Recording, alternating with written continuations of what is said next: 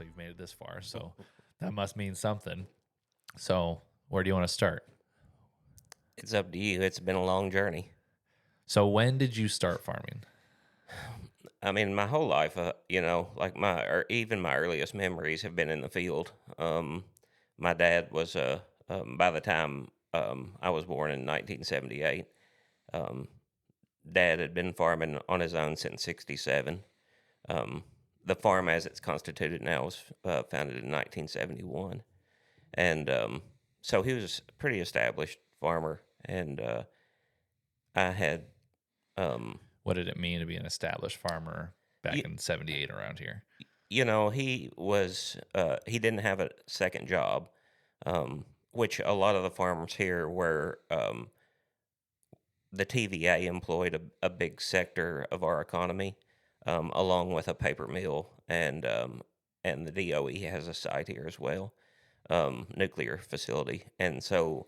Um, with that nuclear facility, there was a couple power plants, so a pretty good industrial base here in Western Kentucky, and most farms, in that time period here in this area were farms that also had second occupations with affiliated with energy. And so, most farms in this area around that time had a few cattle. Um, most farms had a tobacco base, between 1 and 15 acres. And what that did was just give you the ability to grow and sell tobacco. Um, in most of Western Kentucky, black tobacco was a big deal, but here in our small microclimate, Burley um, did really well, and so most farms had a Burley base here, and some had a Burley and a black tobacco base. What's the difference between burley and black Okay, tobacco? so Burley is the tobacco you would be smoking in a cigarette, versus black tobacco is your chews and dips, Got it. things like that. I didn't know they were different types of tobaccos. Yeah, What's when you say microclimate, what's different about this climate versus other portions of this region? well, we're in right in a river bend where two rivers meet, Mississippi and Ohio. Actually, four rivers right here come in. We have the Tennessee, the Cumberland, the Ohio, and the Mississippi, all right here in our area. And the way the fronts come out of the deep south, we're just 8 hours from the Gulf of Mexico, and they come right across the top of right where those rivers meet. And because of that, we tend to get more rainfall, um, more like a southern coastal climate than the rest of Kentucky. Just because the rivers are right there bringing moisture up from Mexico? Yep, and it's kind of like a little funnel. It's coming up that valley, and it just comes right across the top of us. Interesting. We tend to be a little hotter than the rest of Kentucky. We don't. We rarely get as cold as like if you got east of the lakes area. But we tend to dry out faster than the rest of Kentucky too. So when you get into the midsummer period, like July, August, September, you have fronts coming from the west at that time, and not as many from the south. And so when they hit our rivers, they tend to fall apart. The rain does, and then when it gets on the other side of the rivers, if there was moisture at all, it'll kind of crop back up um, and rain on the rest of the state, or in the rest of the mid South or whatever. And so it's kind of a like if east of the lakes has a really good crop, a lot of times we won't, and then if we have a really good crop, they won't. So it's just a little different than what you would normally see in the rest of Kentucky. Interesting. So your dad was farming tobacco back then? Yeah, we farmed tobacco. We had a small hog operation, had cattle, and but predominantly row crop. Got it. So you grew up on the farm. When did you guys get rid of the hogs and the cattle and all that? I can just barely remember the hogs. So, and I never had a chance to work in them. The cattle, I would say probably around 89 or 90. We had started to, or he had really started to gain some momentum in row crop, and by that time, we just sold the cattle off, and still we're farming a little tobacco, to go along with the row crop. You were probably a little young to remember, but like, how did the farm crisis in the '80s kind of affect your guys' operation It, during that time period? there were some we had in 80, I know in 83, and 85, and then I think again in 88 droughts in all those years to go along with high interest. And I know that at one point, um, after I think that second drought in like 85, Dad had a big river bottom tract that he had paid for, and he had to remortgage that farm to survive the crisis or whatever. But just really shrewd management and a lot of effort. He's a really hard worker, even to this day. Work himself to death type of guy. Made it through.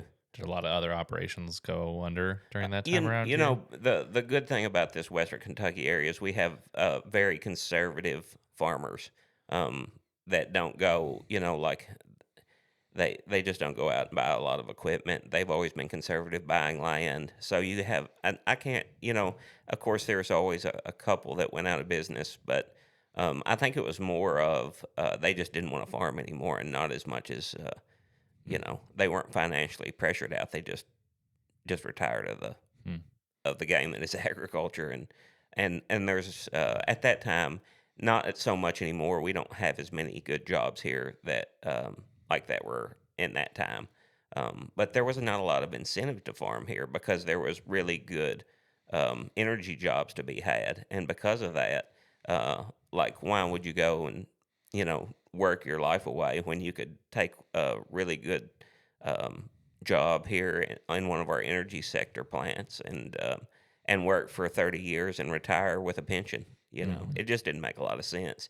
And that's it was like I didn't realize until after many years in agriculture, because of the what I experienced growing up on the farm, um, and until I began to travel, I I always felt that um, you just didn't see the love of farming here. Hmm. I guess is I didn't experience anybody that really liked to farm. Like, none of my friends wanted to farm. Um, the culture here wasn't an ag loving culture because there had been would just I think in the 80s it was so bad, and it was so dry, and there were so many good jobs to be had.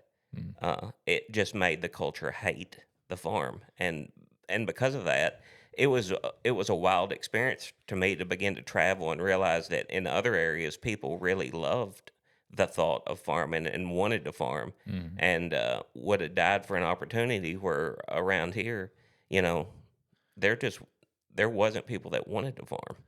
I think I've been doing some research on the farm crisis, and there was yeah, I did a bunch of research with AI, so that's probably part of it. But it coined the term like the Great Wall of Silence, where there was just a generation of people who did survive the farm crisis, specifically the men who were farming during the farm crisis, kind of quieted up and became very jaded. I mean, you probably know. I mean, you've met lots of farmers like that, where the people who did stay in farming, there was a lot of just battle wounds from surviving the '80s to the point where they're like super conservative and don't want to talk about it and want to keep farming, and typically we're more angry. And because of that, there's an entire generation, I think, of at least from just what I've seen, probably people from your generation who were pushed out of the farm because they were just like, oh, my dad's miserable all the time. Why would I want to come back and do this? All they do is work all the time and they hate their life and it's miserable. Like, I've probably met a couple dozen farmers that way, where it's just like, oh, you're in your 60s and your kids don't want to come back to the farm because you're jaded, you're hard. There was a lot of hard stuff that happened to you,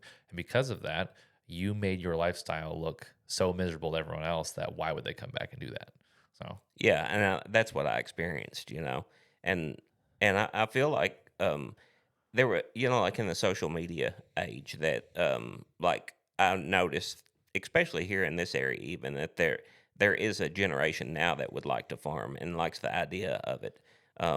But where my generation, just saw those all the hard times, like I recognize all that. I lived through part of it, and it does make you hard, and and like you you always, I think as a farmer you have to love the idea of farming, Hmm. but just Keyword there, you have to love the idea of it. you have to love the idea of it, because if you Hmm. didn't, you wouldn't do it. Yeah.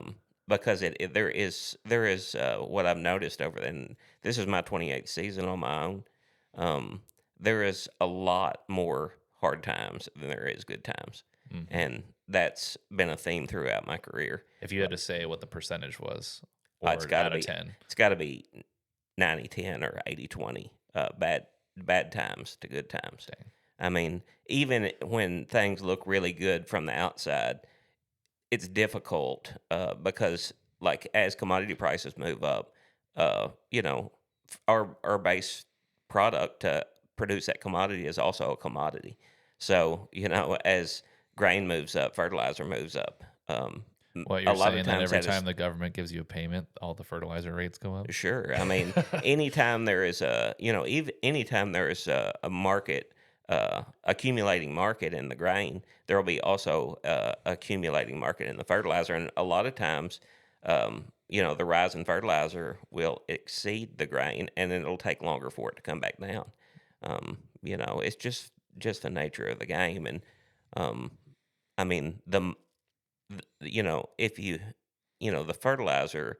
Um, Mines and retailers, and I mean, they're controlling most of the money at the end of the day, and and because of that, they have ability to take margin, and and so and it's just a difficult game to manage, and you have to be a really shrewd manager at the end of the day, to be able to survive for any length of time, um, and and and there is so many good managers out there, even today. I mean, like, you look at the farms that have been established, even though, um, like, some have experienced harder, uh, you know, path to success just because where they're located, or the circumstances of the weather, or maybe a competitor even. I mean, there's so many different variables that, but you just look across the ag space, and there's so many talented people running these farms. It's incredible, really.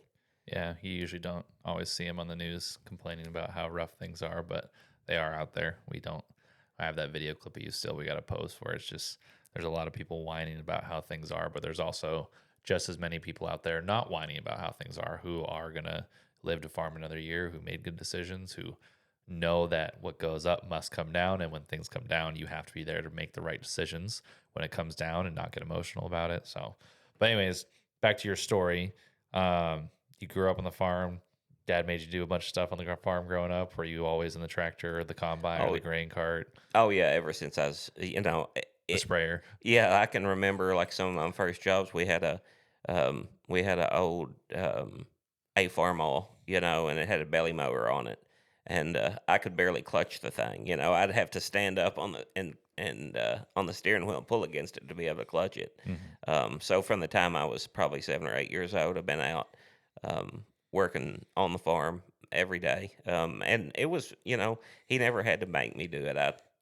I was a willing, Mom said, like, she knew my love for farming when, like, at 3 or 4 years old, I had already identified what a weed was and was trying to pull it out from the crop that was right behind the house. So, uh, I experienced that love just because of the effort I saw my dad and my granddad, and really the workers on our farm too.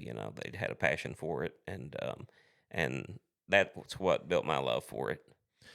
So straight out of high school, did you say, "I know I'm going to farm. This is what I'm going to do"? I always had it in the back of my mind that I was probably going to farm, but I thought, well, you know, there is life beyond the farm, and so I went to a local community college for about a year, and a lot of my friends that you know uh, right here in our region had gone to Murray State, and and so a few went to UK, but more of my friends went to Murray State.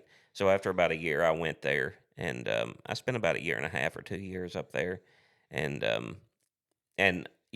what I learned was I spent most of my time driving back to the farm, you know, and and so I would go up there during the week to do classes. But the moment that I got finished with that last class, I was headed home, and I just saw, for me, my future was there because that's what I wanted.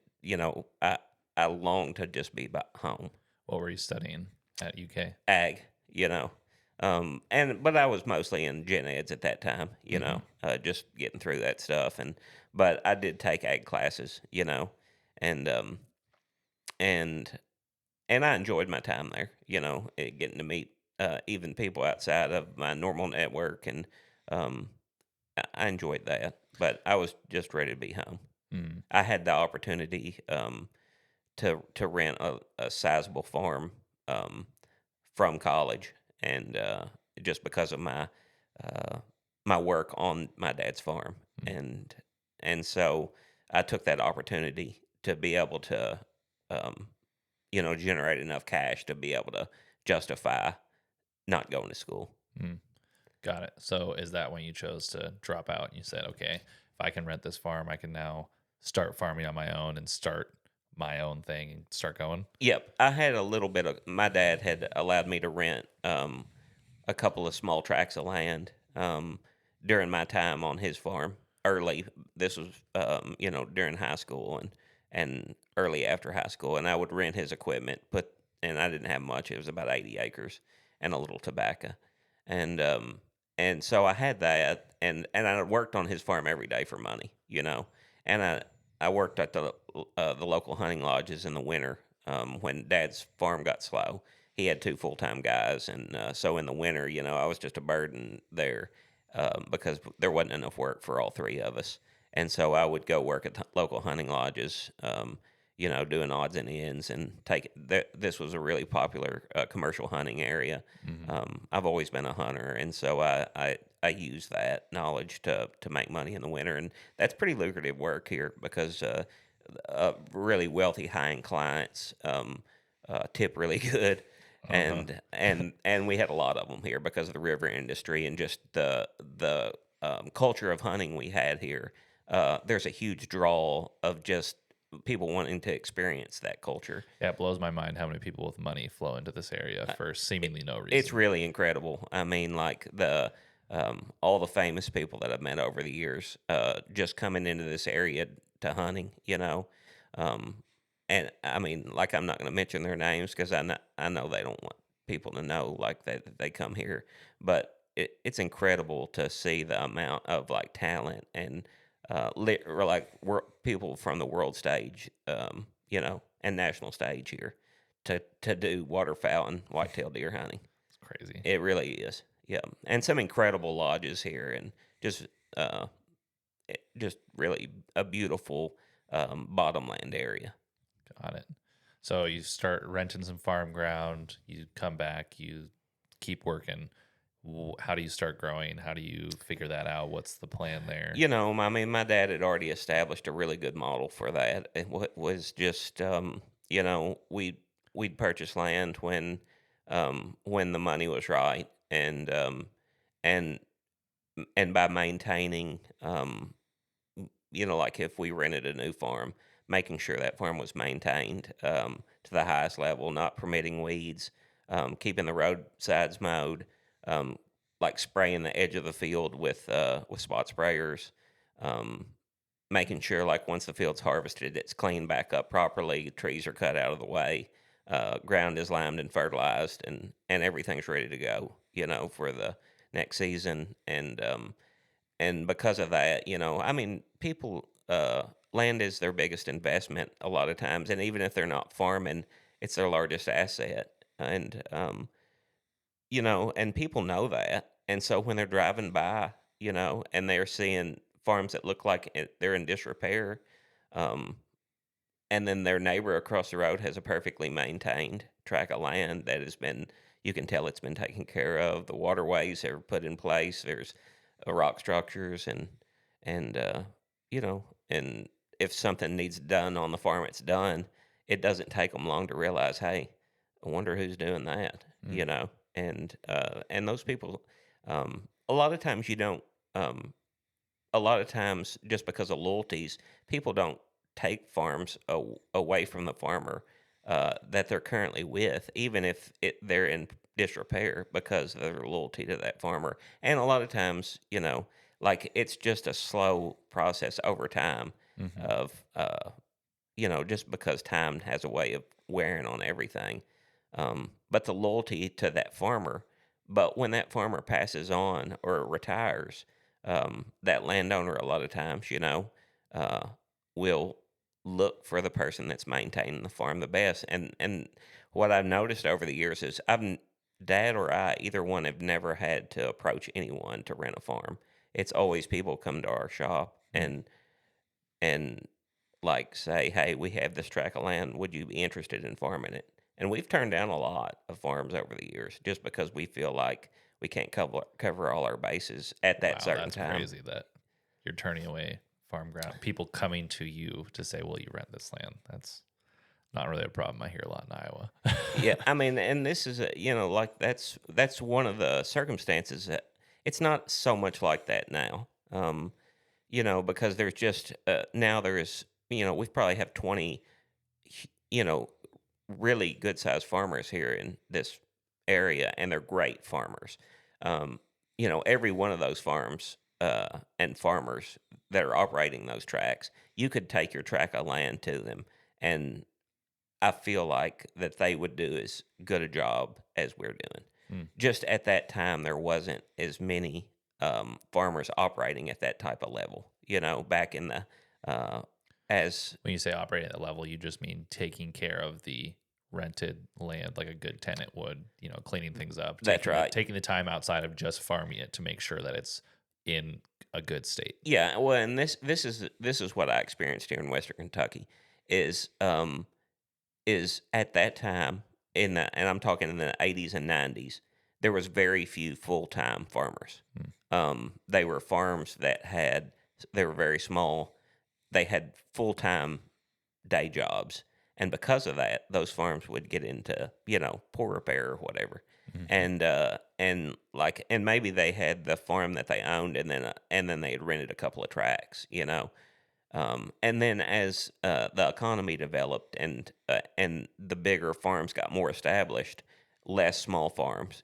So you went from probably uh, I don't know how many hundreds of 40-acre or farms with two adjacent rented tracts there was, but it had to be in the hundreds probably in this region. You Mhm. know, um, Down to just where all these farms when the patriarch of the World War II generation began to die off, and his the Vietnam era guys didn't farm. Mhm. They just either rented. Maybe a lot of times didn't sell the farm, but they rented the farm. To one of those bigger family operations, Mm. and over time, those families were able to consolidate power, buy more land, have better resources, and you know, basically took the same model we took. And now we have a lot of mirroring operations here. They're all roughly the same size. I mean, we have a couple of really big operators in the next county, um, but here in Ballard, they're all relatively the same size. They operate relatively the same way. Really high level operators, very conservative, um, and and most of us are really good friends. I'd say nearly all of us. So, Mm. just we've been really blessed to live in this area. I feel like. So how did that work?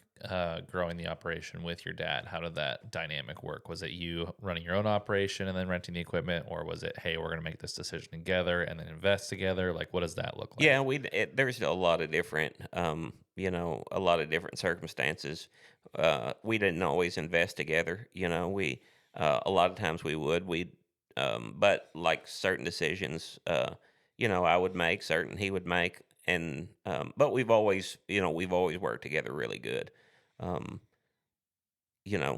we would each divvy out responsibilities to what our strengths are, and he would take care of certain things, I would take care of certain things, but we would always talk every morning and decide here's priority. And a lot of times what he feels like priority, uh, or whatever, I wouldn't feel like it was as high on my list, and so we'd always have to hash that out, and um, but we always made it work. And I think whenever, like our glory times was probably when Dad was the head of the operation, and then I made sure all the jobs were done perfectly. The level of anxiety that my dad has, and and just his attention to detail, like it drives everybody to be better.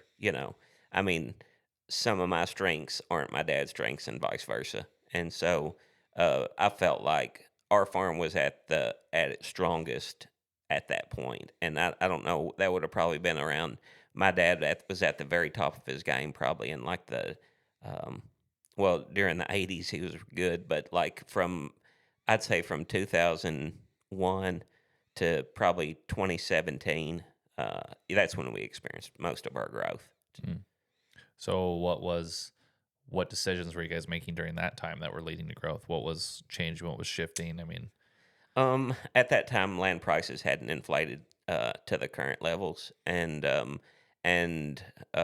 just because of we've always ran lean on equipment versus acres, and and a lot of really dedicated, hardworking people on our farm, helping us. Just created a very profitable environment where Dad had the acumen to invest in land at that time before, and we wouldn't win every deal. I mean, we got beat out a lot of different times by competitive farms or investors, but we made the purchases that were right for us, and was able to really grow our operation. We still invest in land. It's just a lot more difficult now because the capital's so much more difficult to secure. You mm. know. Well, how did your guys' crop shift during that time? Because I mean, you guys used to do tobacco. Did you ever do cotton at one point? No, there has been cotton grown in this county, but we've never participated in any cotton, and there hadn't been any grown since the 80s here. So conceivably you could grow cotton. The problem is with the amount of rainfall we get, it would string it out pretty bad. Mm. And I think that's what the growers here experienced, was that we just got so much rainfall at the wrong time that it would strain the cotton out, and basically when that happens, it's just, I mean, I'm not a cotton farmer, but it's worthless pretty well. Mm-hmm. So you guys kept growing the operation, kept buying land. What were you guys doing with equipment? We've always been the type that we buy what we feel like is the highest quality product we can, and then run it till the wheels fall off, and try to keep it highly maintained. And that's still our model now. We trade when we have to, when we feel like that the product's costing us more money than it's worth. And at that point, we trade. But just keep it and run it. Just keep it and run it. Yep. And it's always been a good model for us. So you don't trade every year. We definitely don't trade every year. And and like a lot of our tractors now are, I think, 14, 15, 16, 17, something like that. The majority of them. I think our newest tractor is like a 2021, that 8RX or whatever.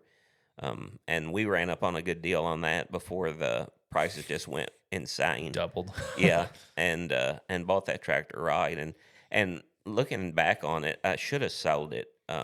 Like 2 or 3 years in, it had basically doubled in value from the price. And I look back on that and say, I wish I would have sold it. I could still sell it and make some money on it now, but I should have sold it when I could have doubled my money on it. Yeah. And what are you going to replace it with? That's a tractor the thing. that's like 4 years older, maybe, but yeah. That's the thing. That's why I didn't sell it at the time, was because I had to go back into another similar tractor. So even though you make money on it, Because your planter needs to be pulled by a tractor. Sure. Yeah, I've got to have a high horsepower tractor. Mm-hmm. And so I don't have to have many, but I need one. And so, like if I was to sell it, then I would have had to buy another one, and at the inflated price.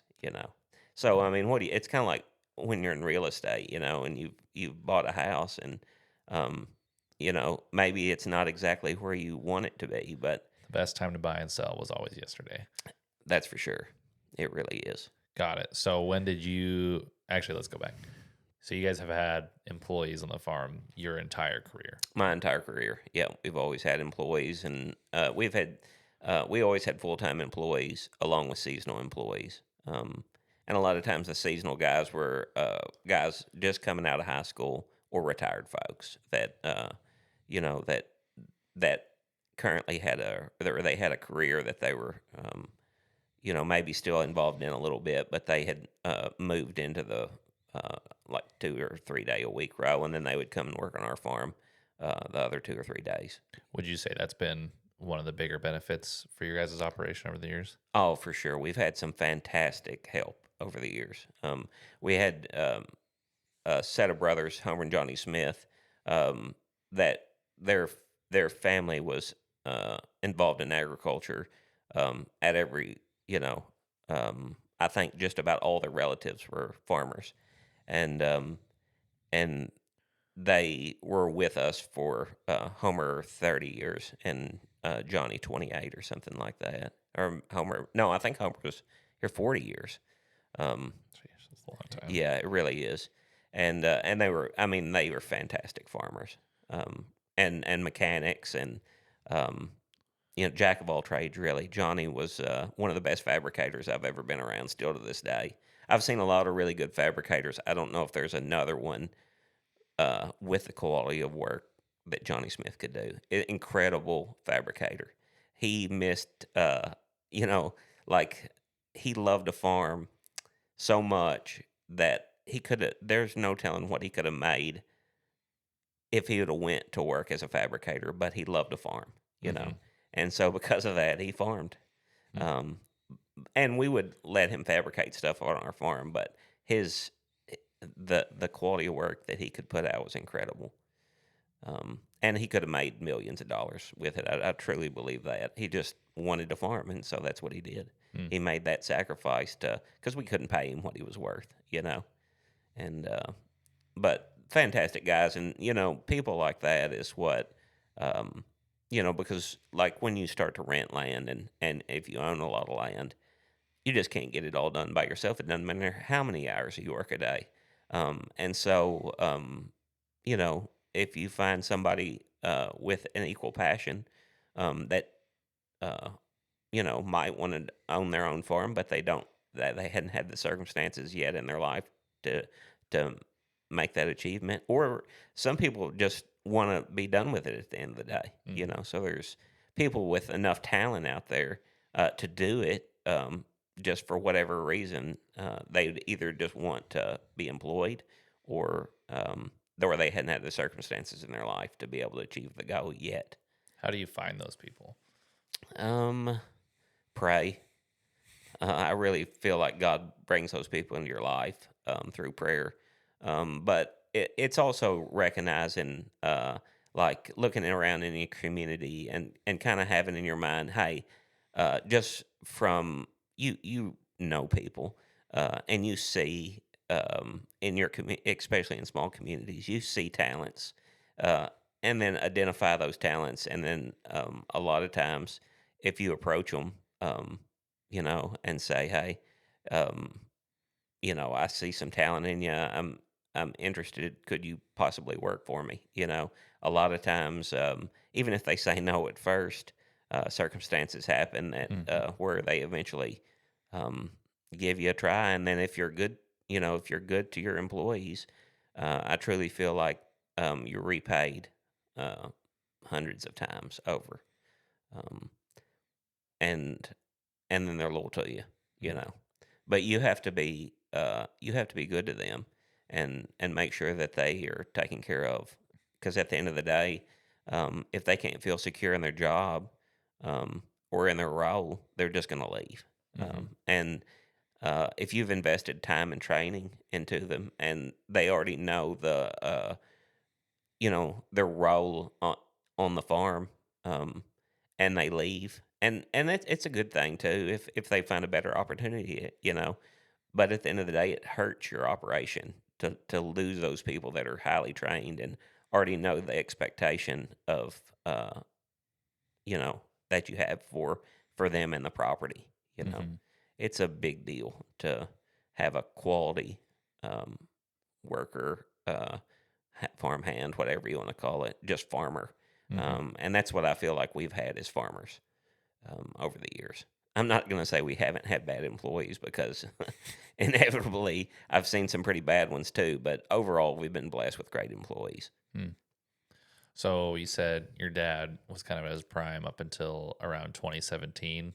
What started to shift then and change? You know, just age. I mean, you can only burn the candle at both ends for so long. My dad was diagnosed with Parkinson's disease in 2011. My daughter was born in 2012. Um, and you know he's been able to manage it really good, but just starting to take mostly stress, the size of the operation, with the like always are, because of the model of not keeping a lot of equipment and keeping our workforce pretty low, versus our acres. It just is a lot. It's a huge burden on anybody. You just work a lot, you work every day, and then there's still stuff to be done when you're not working, um, and to go along with the management of the books and just keeping up with everything else we're involved in. It's a load for anybody to carry, and it just took a toll on him over time. It started to deteriorate his health, and it just got to where, it's not that he doesn't want to do it. Like, he's still pushing today, Uh-huh. It's just physically, it's just he can't anymore. Hmm. Um, and and and don't tell him that though. Yeah. So did you take over running a lot of stuff then? I mean, I was already actively running a lot of the farm by then. We had equal responsibilities.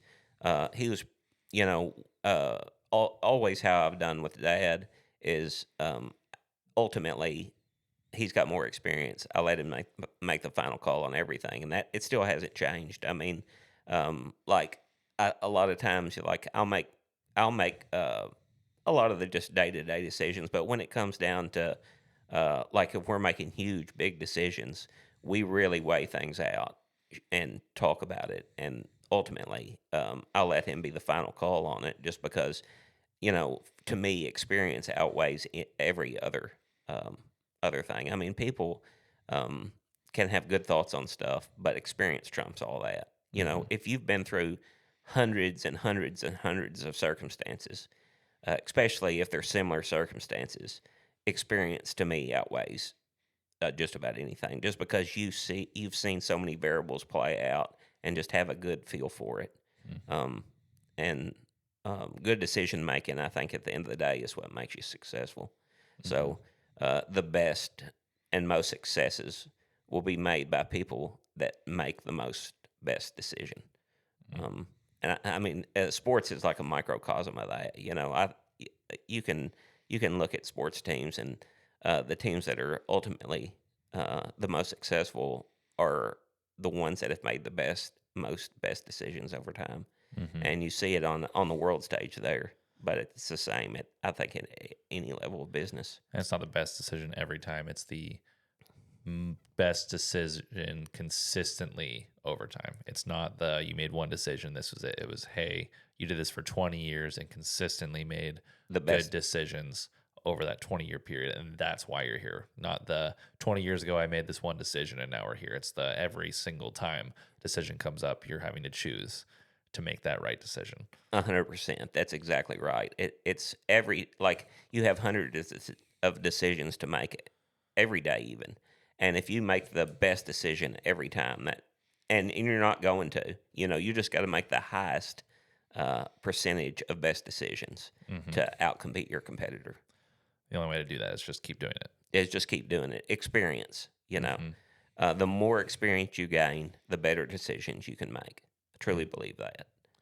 So, what's different about your guys' operation? What is the differentiating factor that's kept you in business over the long term?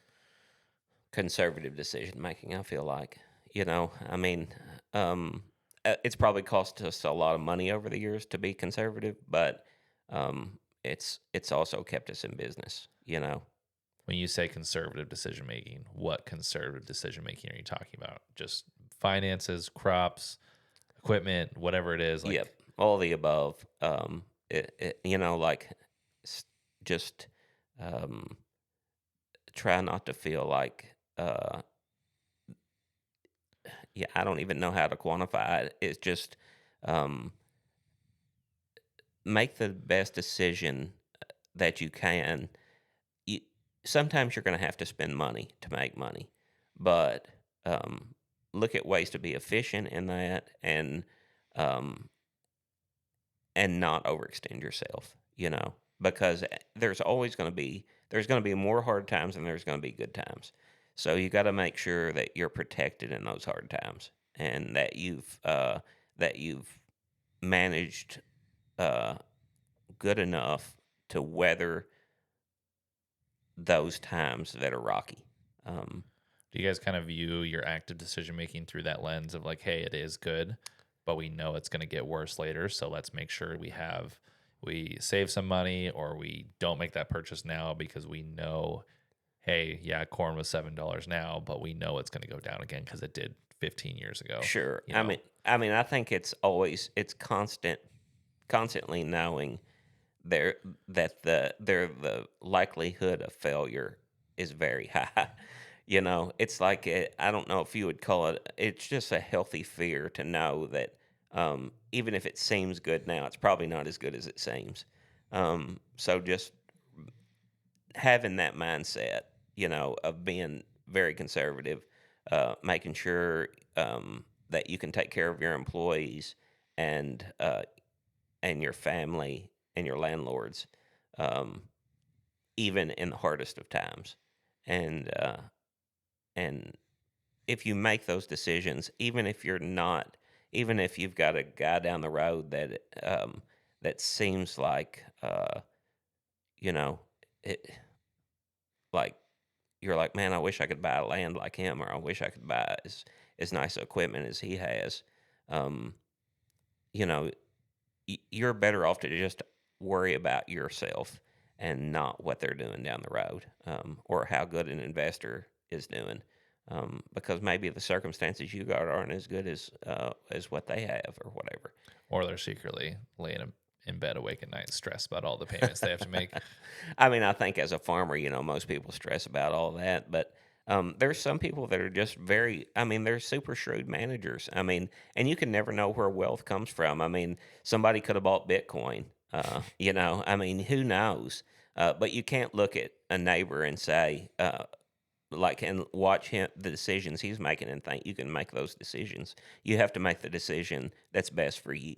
Yeah, And it's foolishness to think that just because the guy down the road made that decision, it's going to yield the exact same for you. that's 100% the case. Like I've seen people that It's like looking at a photo and saying, I see grandpa doing that. If I do that exact same thing, it'll benefit me the way it benefited him. And it's like all you have is a photo. You can't ask it. You don't know the circumstances. You just have this little snapshot of what it is. And you're assuming that based on that snapshot, that this is how things are supposed to go. 100%. Like I've you know, we've got some just fantastic farmers here in this region, and watching some of those guys operate over the year and some of the decisions they've been able to make and the level of success that they've been able to achieve is like staggering. Um, and like to watch them succeed on that level, you know, I mean, it pushes you to be better. Um, but like, you know, like the reason that they've been able to achieve that level of success is because at the end of the day, they're a better manager. And you have to acknowledge that. And you have to acknowledge any time that you see somebody succeeding on a really high level.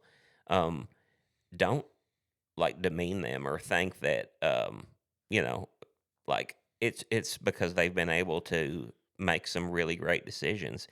You just have to recognize what your shortcomings are, and be able to manage through those and make the best decision for you and your business. And even if you don't achieve their level of success, that doesn't diminish your success. You know, the success that you've been able to achieve, um, and if you're able to take care of your family, your employees, your farm, and your landlords, and you do right by all of them, that's success in my Mhm. mind.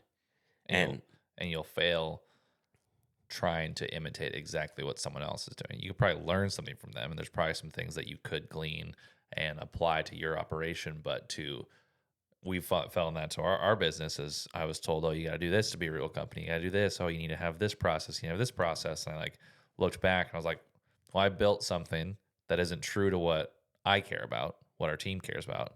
I've built something that someone else told me to build and I hate it. And we made the least amount of money possible because of that. It's like, well, that's because I looked at someone else's playbook and said, that's my playbook now, instead of saying, well, I got to figure that out for myself and understand that those decisions are decisions I have to make and not something someone else can make for me. I think that's 100% correct. You, everybody's circumstances are different. And because of that, every business has to be run different. Um, that's a farm business, that's any business. And you have to make the best decisions for yourself. And you can, I think you can learn something from just about everybody. Um, but you just have to use little things that you learn and bring back in to your business, and then focus on the decisions that are best for you and your business. Uh, and over time, that will build success. Mm. And I agree. You can't look at a business down the road and say, I'm going to model that exactly, and it's going to work exactly like it worked for them. That's not probably very rarely the case, actually. So on the flip side of that, like when do you decide it's time to take a risk? When like every circumstance is right, um, and I think a lot of times it's just it's like we're when all great timing meets or whatever, like just whatever circumstances are happening at that point, and you see that uh, there's risk and a reward that's greater than the risk that you're occurring at that time. Uh, you know, that's when we took or when we would be willing to take risk. For instance, like if a, f- a farm was for sale and we felt like the potential accumulation of the value of the land was going to work for the money that we could put back into it to pay for it. That's when we would invest, and that's kind of how that's always kind of how we've ran the business. And Dad taught that to me, and then I still use that logic when trying to and do anything really when I'm trying to make a decision for anything on the farm. That's I just make sure that the reward is greater than the risk Mm. by a pretty good margin. Mm. So what have you done since kind of taking over for your dad in the day-to-day stuff about uh, on-farm decision making or where you're going to take things? Like what have you learned from outside of your family's farm and your dad that you've brought into your operation? Probably the thing I've changed the most is just trying to alleviate the day to day pressure on Dad and I, where um, not that uh, not that I've completely alleviated that, but I've tried to um, refine the workforce to a more sophisticated, if that's a good word for it, or somebody, a workforce that can make some of the day to day decisions for themselves, um, and and and give them responsibility to make small decisions, and so we don't have to be as worried about the planter running or or the combine harvesting, and we can worry about. Yeah, Um, you didn't even really harvest anything this year, did you? no, I didn't. I keep the farm going. Like I'm in the truck a lot. I just make sure I put out fires. I'll truck if something's broke. I'll go work on it. If there's a problem, somewhere else, I'll put that fire out. I'm a firefighter, I guess is what you would say, and just try to keep everything moving Mm. as as good as possible and during the harvesting planning time. What made you want to make that decision? Just watching Dad and like this is a toll. Well, it took a toll on me too. My health's not what it was. Um, 20 years ago. I just, you burn the candle at both ends for so long and you just can't sustain it. It's unsustainable. Mm. At me getting into I'm almost 50 and I have 2 kids, and a wife, and, they're involved in a lot of stuff and I want to be there for them. And then I watch my dad's health totally deteriorate due to stress and just overworked, worked himself to nearly death. And I decided, hey, like there is something other than farming out there, and so I tried to change the workforce a little bit to get um, to where we could have a life beyond the farm. Mm.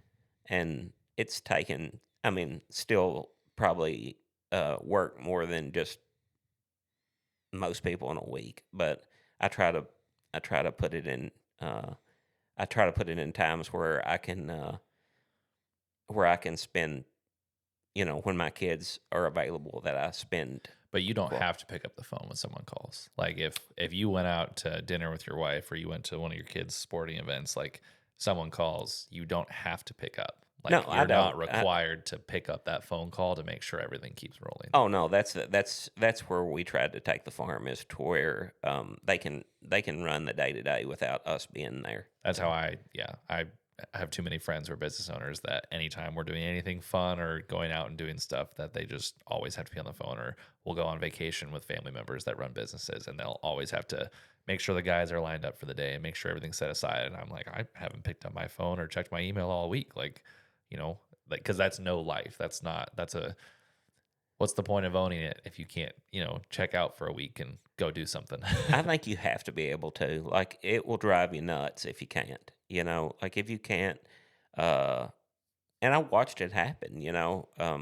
Like I got to the point where I was so burnt out that I mean, I couldn't hardly function. And my dad at his wit's end as well. There's just there's a level to how much you can do until you just can't do it anymore because you're just so stressed out and tired. Hmm. I've been at that level. I know my dad has, and I just saw the toll it took on him. And this, when he decided to partially retire, I said, hey, you know, I'd already I'd already been there over 20 seasons, and I was ready for retirement too, even though financially I couldn't. I mean, I but I felt like I could, just because of the level of tired in my body and my spirit, Hmm. and so I had to change something, and we still operate the farm exactly like we did before. Um, w- w- we just kind of changed our workforce a little bit. Hmm. You changed it from we're gonna make the same decisions, but if Blake has to make the decision, he knows the decision to make instead of me. That's right. I mean, part of that's training. It's just spending time, and in part, because if you hire intelligent people, um, they can make decisions. You just have to be willing to let them make the decision once you've trained them. Hmm. And before, where we wouldn't impart the training, like we would allow them to do work, but we didn't impart the training on them to allow them to make the best decision that they needed to make when something like a bad circumstance would happen. Say something was to break or whatever. Yeah, they did the tasks, but they didn't make the decision. That's right. And what it's all about is, I feel like, in workforce management, is training that employee to know what decision to make when a circumstance like that happens. Mm. It's like, here's when you do call the mechanic, here's when you don't. If it's a replacement part, don't call the mechanic out there for something that you can bolt off and bolt on. But if it's a electronic problem that you can't find the end of, and you'd still be working on it here 2 days from now, hey, call the mechanic. And Hmm. that's not a hard decision to make. You just have to train them to make the decision, show them how, How much money have you lost over the years having to train people to do those things? There's no telling. There's no telling. I mean, like, in agriculture, especially when your equipment is thin, that time that truly is money, Hmm. and yeah, I mean, there's been so many circumstances over the years where uh, we hadn't had the equipment piece up fast enough, or you know, you made the wrong decision when you're fixing it, and or maybe you made the wrong decision 3 or 4 times, and you keep having to, uh, that's when you should have called the mechanic. And sometimes the mechanic will make the same wrong decision. So, but yeah, there's no telling how much money has been lost over the years for breakdowns. That's probably that's one of those things that you can never totally account for either. Is like, you know, how much money did you lose when that planter was sitting there for 24 or 48 hours? Or that combine wasn't going. I mean, you have the lost time of like productivity where you're burning hours but not getting anything accomplished, and then maybe a weather system moves in and takes the you know takes the crop down, or I mean, who knows? I mean, but I've seen like where it doesn't seem like 24 or 48 hours is that big a deal. It is always a big Oh deal. yeah, it's tens of thousands of It dollars for sure across a is. lot of acres. Yeah. Yeah, yeah. Sometimes it can benefit you, like a dry smell snaps just right, or a rain and a late rainfall helps you. But more times than not, it'll hurt you. Hmm. So, where do you want your operation to go in the future? You know, I see. y- I feel like diversity is a big key. Where Are you tired of playing the commodity game? not tired of it because I still enjoy producing a commodity. I think that's in a way that's it's satisfying because it's filling a role that we need in our country. Even though there's too much of it per se, I still enjoy producing that commodity. I just think it's diversifying in the commodity space as well. So, like kind of moving to value adds.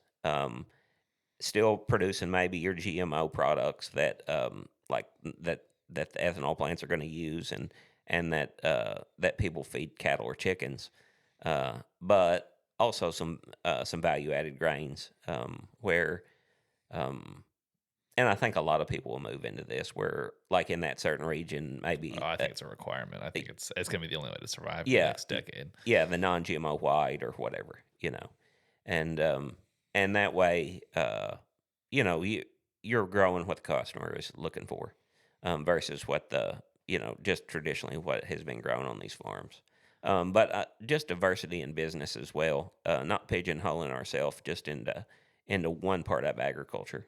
I um, have dipped my toe in the media space with you, and I Yeah, for hope, viewers listening, Neil owns a portion of the company that produces all this. yeah, and so I mean, I hope that continues to grow. I really enjoy that. I've enjoyed our uh, all our road bumps and a roller coaster of that business. I'm It's glad someone did. I mean, it's very similar in farming. The same experiences we've had. Growing and or attempting to grow and then failing and then succeeding, and I mean that's just any business, and it that's given us experience. And that experience is eventually what makes you money. And I feel like um, that uh, that can be a big part of my future. It just, it's discovering how to get there, um, and just we have other investments as well. It's just uh, that I feel like. Bitcoin. Bitcoin. I feel like that's where you uh, just kind of diversify. That's what I want to do for the future of our business. And that way we have multiple income streams. We're not totally focused on just commodity agriculture. Hmm.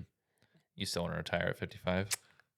I I can't I would love, if I knew that my son and my daughter were not interested in the farm, I wouldn't retire yet, but I would probably be out the door by 55.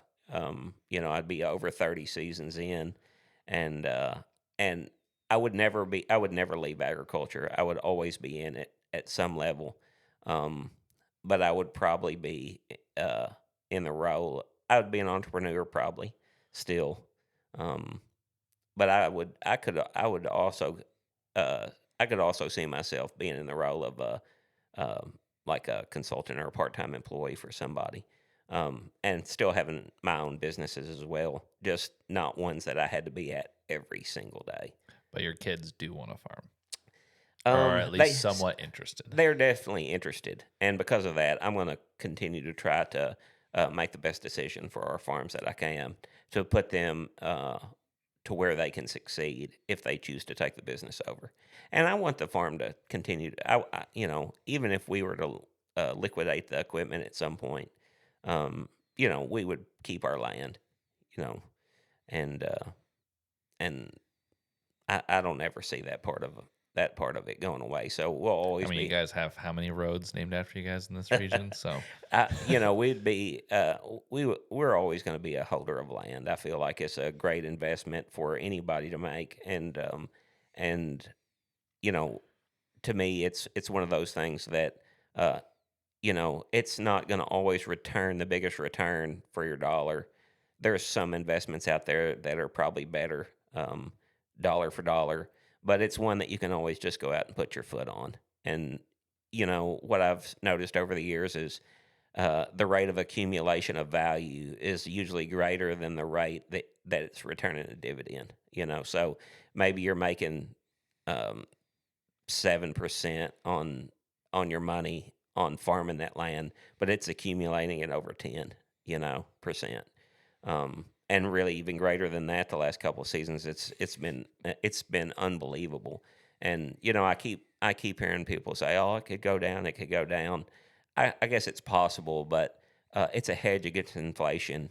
And it could go down, but in 50 years, it will be higher. It will oh, be a for hundred sure. percent. I You know, mean, even even if you look at the 80s farm crisis, when sure. farmland prices crashed, we look at where we are now, and it's like, even if you bought land at the peak before the crash, right now, if you held it, you are in such a good spot, even compared to just cash or the stock market. Uh, Like, you're still in a really good spot. 100%. It's always, over a period of time, it's a safe haven investment, similar to gold, and because of that, we'll always be a holder of land. Good old land. Who's the country artist that says buy dirt? Is that Luke Bryan? Is Hope that not. what he says? You've never heard that song? No. Everybody knows that song. Buy dirt. I, Anyways, moving on. So you want to diversify. Um, do you want to keep growing the farm um, we probably are at our peak of acres. I can't see. without Um, making more equipment investment? yeah, like like I can't. I would have to invest in more equipment if I was going to farm more land, and that and there might be the best farm ever that come along, and that I had a chance to rent, and I would rent it, but I would probably have to either sell something or give something up if I was going to do something like that, Hmm. and I would say that the chances of that at this point are very low, just because so many established farming operations here in our area now. Hmm. It's just the ability to grow here isn't like it once was, Hmm. and I'm in a good spot of like where I want to be, employees to land, equipment to land, um, So I think the way we increase now is just be more efficient, look for very good investments, and those type of things. So where do you think agriculture's headed? I think there's of course, there's a great future in agriculture just because people have to eat, 3 times a day. I think you're going to see as time goes more animal impact emphasis, just because at the end of the day, fertilizer is so expensive, and animals meet that need through their manure, and so it makes a lot of sense for these producers to diversify back to animals, gives them an additional revenue stream, kind of a risk uh, you know, a risk management tool because they have animals on their farm and crops. The animals are providing them manure. If crops are down, animals are good, vice versa. Also gives them an additional way to use the grain that they're growing on their farm. Hmm. I just feel like that's going to be a huge um, shift in the traditional model of American agriculture over the last 30 years, I think where it's, we it's going went to be a return. a A return. return. Yeah. That's right. Where we're pigeonholed into a certain commodity, you're going to see a shift back toward a more diversified model. I think the government wants that, and I feel like the farmer needs that. And I think that'll be our biggest change in the next decade, where you're going to see a lot of farms start shifting to that model. Hmm. I also feel like there's going to be a lot of value added products out there just because the consumers want them. Um, People are wanting additional produce as well. So I think in regions that are able to meet the circumstances required to grow produce, um, there's going to be more produce growing communities as time goes, because I feel like that's another demand of the consumer. As consumers become more educated uh, on food choices, um, and a shift toward a healthier culture, the farms will shift to that. I think the government's going to be more openly endorsing it through the USDA. I think there will be more dollars trickled through grants, and if it's already there, it's just I think it's going to be publicized more. I mean, there's grants galore for a lot of those things, but most people don't know how to take the opportunity for it, and the government as a whole doesn't talk about it a lot as much as they probably will in the future. Especially, I mean, if Maha keeps getting their way, I mean, big win for regenerative agriculture just last week. It's not that the programs didn't exist before, but it's being televised a lot more. And I think that's going to be the big shift is the talk about it will increase versus just, hey, the programs are there, but you don't really know about them and you could go do it. I think there's going to be more public talking and incentivizing about that because it is coming. It's happening. It's happening right now. 100%. I think, part of it is people realizing how much money has been spent on healthcare is going to be spent on healthcare due to poor food choices. And as that as that discussion continues to evolve, um, healthcare companies realize that, hey, they want their customers to eat healthily. Uh, and they're going to lobby the governments to put the regulation in place to get people to eat healthier. Um, at the end of the day, people have to make their own choices, but if they're educated, they're more likely to make that choice. And farms, will shift their production to the things the customer is demanding, even if it takes a little time for these farms to get set up to produce that type of food. These managers that are running these farms now, they're sophisticated. They'll see the trend and they'll shift. And even if they're slow to shift, they still will shift. It takes time to build up the infrastructure to be able to provide that Yeah. level of produce. And I think these big companies, these big CPG food brands are going to start putting up more facilities to make those types of products or shift some of their supply chain to that because at the end of the day, I mean, they're going to lobby to keep doing what they're doing. But I know like brands like PepsiCo have bought a ton of health food brands over the past few years. I mean, all the big food conglomerates have bought lots of these healthy brands to bring into their portfolio because they know, hey, this is a growing territory, and they're probably going to change it a little and make it worse for you because that's how it always goes. But there's a shift that these big companies are starting to buy that stuff too. Like the multi-billion-dollar food companies that are in all of our grocery stores, they know that's where it's headed to, and so once they come online and they start buying more of that stuff, there will probably be more opportunities at the logistics level for people to sell to. But it just takes that foresight to know, hey, I think I see this coming. I should figure out what I can sell when that becomes available to me. 100%. I think that's what I mean, as culture shifts to a healthier food model, companies recognize that and they devote more of their time and marketing to it, and then which builds demand even further. and as the managers of the farm, you know, when opportunities are presented to them, and they feel like the risk level is right, that's when they begin to shift their operation, and to that, you know, to that type of production. And I feel like that'll happen. That like it's already happening, Mm-hmm. um, and uh, and it'll continue to happen over the next decade. Yeah. All right. Well, that's all I got for you. So thanks for coming on. Yep. Thanks for having me. Where can people find you? You can find me on Neil Denton Farms on Instagram, Neil Denton on TikTok, Neil Denton on YouTube, um, I, and maybe it's Denton Farms on YouTube. It is Denton Farms. I Yeah. think we should change it. Yeah. Chances are, if you follow me, though, you already follow Neil. So not a big deal. So, all right. Yep. Thanks.